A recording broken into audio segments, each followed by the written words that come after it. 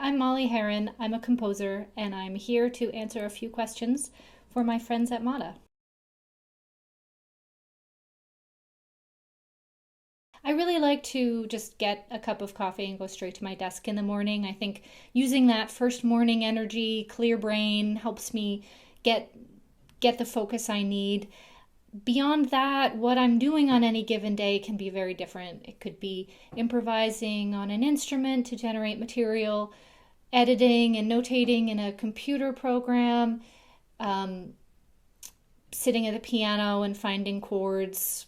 There's lots of different ways it can turn out.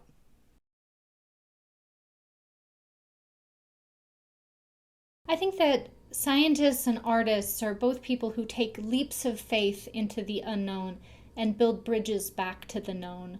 So stories of scientific discovery have always been really fascinating for me. Also, the time I've spent with engineers has really helped me to think about musical instruments as purely objects that make sound. And that's helped me get away from some of the preconceptions I had about how Western classical instruments are supposed to be used. I tend to be really inspired by artists who I think have some kind of a joyful playfulness in the work they do. So, some people who come to mind in that respect are the visual artist William Kentridge, um, the writer Louise Erdrich, Pina Bausch, the choreographer, Herman Melville, the Baroque composer H.I.F. von Bieber, who I really adore and who I think is has this kind of ranging curiosity and joy in music.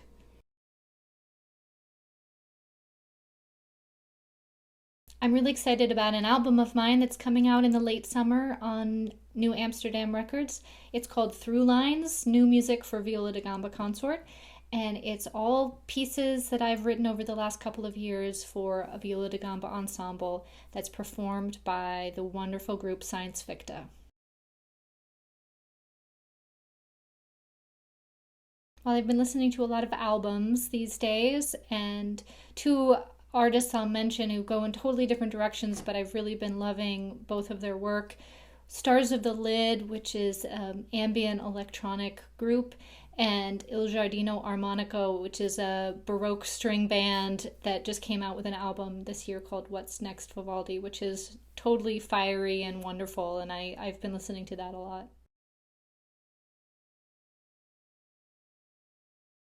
Well, I think I've been living in the future a fair amount, which I don't like. I think it's easy to get in this place where you're just holding your breath and waiting for the world to go back to normal. I try to make the best of things as I can, doing writing solos or having people record things at home. I think it's really shaped my music in that I think I'm trying to entertain myself on a little bit more of a fundamental level, making things exciting and fun in my music. Um, but it's certainly been a challenge, and I am looking forward to being done with it.